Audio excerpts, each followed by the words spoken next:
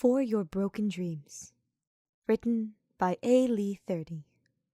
Read by Rashi. Chapter 1. The soldier came out of nowhere. One moment, Ashe had a clear path to the ballista, and then he blinked, and suddenly an Imperial soldier was charging towards him, sword drawn and rage in his eyes. The archer couldn't react, frozen in either fear or surprise, likely a bit of both. This is it, he thinks. I can't. I'm sorry. He closes his eyes, resigned to his fate, and waits for the final strike. He recognizes the zip of an arrow flying past his head, close enough to feel the breeze through his hair. Then the sound of the tip meeting flesh, and the grunt of the soldier collapsing to the ground. He opens his eyes with a gasp. The soldier lies mere inches away from him, face down and still. Ashe follows the path of the arrow, turning his eyes toward the sky. In the distance, barely concealed beyond the trees, a dark-colored wyvern floats steadily.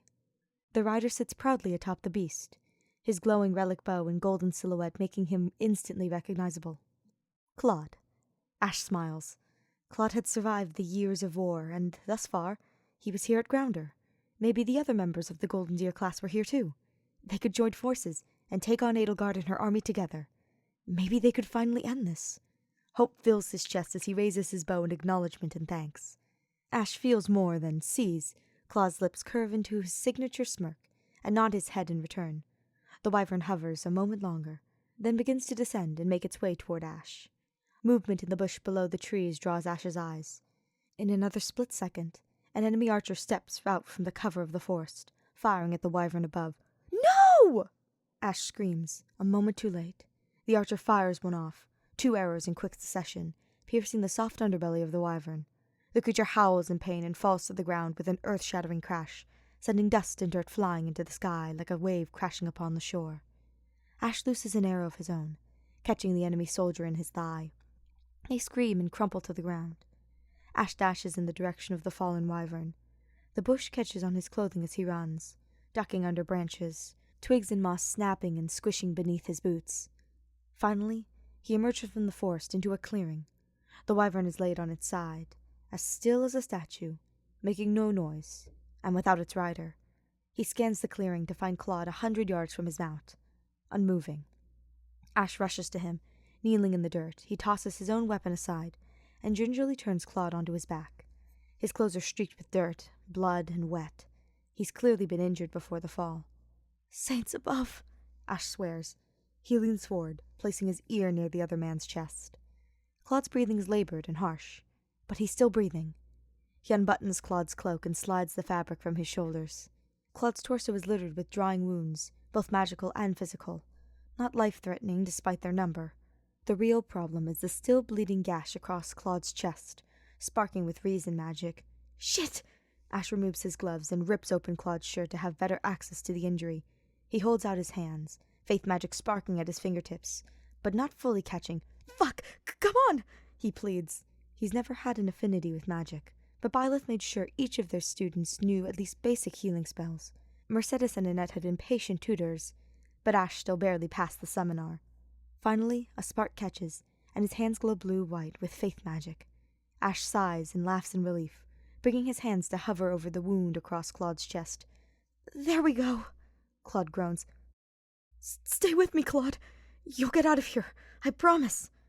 The healing spell is warm, and the magic flows through Ashe's fingertips, cauterizing and cleansing the wound. Claude coughs, and his eyes flutter open as he begins to return to consciousness. "Ashe," he whispers, the name barely escaping his lips before his eyes fall shut once more. "Hang in there, Claude," Ashe says, his nerves kicking up again and sending his heart into overdrive. "I'm almost done. I'll find Mercedes or Marianne or someone. You're not dying here." A fireball explodes just to Ashe's right. He screams and instinctively lays over Claude to protect him from the attack. "Get away from him!" Ashe turns, his hands raised placatingly and flickering with dying magic. A dark mage on horseback advances towards them. He glances to the bow on the ground a few feet away and realizes he won't be able to get it before the mage sends another fireball, or worse. As the mage gets closer, Ashe recognizes the long length of purple hair. Thank Saros. Ashe can't believe their luck. Lawrence will get Claude to a healer and bring the healer to them. Stand aside! Lawrence yells again, slowing his advance. His eyes are narrowed and focused, a lance at his side, and dark magic humming at his fingertips. Ashe's minor celebration halts with the realization that Lawrence considers him an enemy. Eyes wide, he stands slowly with his hand still up, the magic now vanished. No, you don't understand. He's alive. I did what I could, but he needs a healer. Someone who could... Ah! Ashe covers his eyes as Lawrence sends forth another blast of magic, landing a few feet in front of him. He coughs when the smoke clears. He notices Lawrence has advanced further. I said stand aside, the mage says harshly.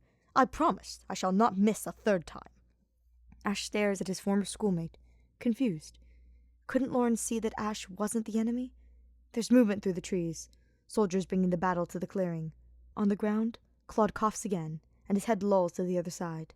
They need to leave.